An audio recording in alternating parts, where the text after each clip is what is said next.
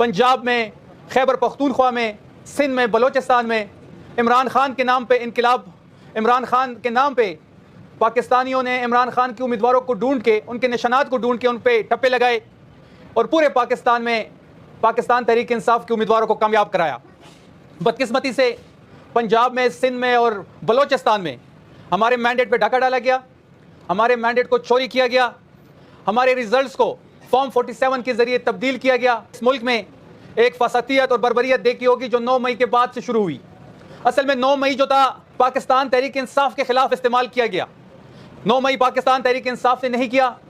9 मई उसने किया जिसने CCTV फुटेज छुड़ाई। 9 मई उसने किया जिसने 9 मई से फ़ायदा उठाया।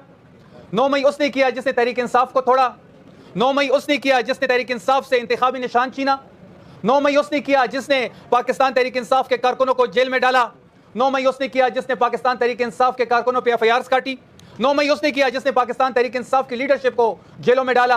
9 मई उसने किया जिसने पाकिस्तान तहरीक इंसाफ के वर्कर्स को मिलिट्री कोर्ट्स में डाला। 9 मई उसने किया जिसने पाकिस्तान तहरीक इंसाफ के कायद को जाली मुकदमात के अंदर अडयाला जेल में बंद किया। तो 9 मई से तहरीक इंसाफ ने कुछ हासिल नहीं किया। 9 मई से जिसने जो कुछ हासिल किया वो अब सारी कौम के सामने है और ये बात बड़ी अया है। तो 8 फरवरी के इलेक्शन में आपने देखा होगा कि हमारे पार्टी से जस्टिस फाइज ईसा ने इलेक्शन की रात हमसे निशान छीना।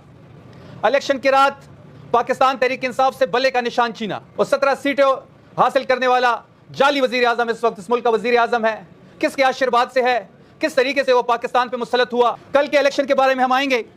कल पाकिस्तान तहरीक इंसाफ ने पंजाब में बाइकआउट किया और फिर आपने देखा कि जब इमरान खान ने इलेक्शन का बाइकआउट किया तो फिर आपने टर्न आउट देखा कि पूरे पंजाब में आपने देखा होगा 5 से 10% टर्न आउट था।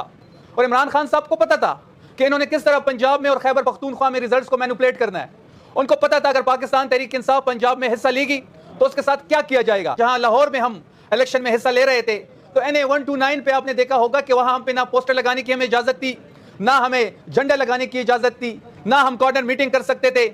हमारे कारकुनों को उठाया गया, हमारे लाहौर के सदर को उठाया गया, हमारे जो लाहौर के जो वर्कर्स थे, जो जलसा करते थे, जो रैली करते थे, जो कॉर्नर मीटिंग करते थे, उस पर एक FIR काट के झूठी FIR में उसको उठा लिया जाता था या उसके खानदान को हरासा किया जाता था। बल्कि आपने बरकस खैबर पख्तूनख्वा में देखा कि पूरी इलेक्शन कैंपेन में, बाबर नवाज खान के इलेक्शन कैंपेन में कैप्टन सफदर पहले दिन से खैबर पख्तूनख्वा में मौजूद थे। मरियम सफदर के शोहर कैप्टन रिटायर सफदर अवान, आपने देखा होगा कि पहले दिन से वो हरिपुर में मौजूद थे। तो हरिपुर में आपने देखा होगा कि जब रिजल्ट्स आ रहे थे तो पाकिस्तान तहरीक इंसाफ के उम्मीदवार उमर अयूब की अहलिया शहरनाज उमर अयूब सबसे आगे थी। फॉर्म 45 पे तहरीक इंसाफ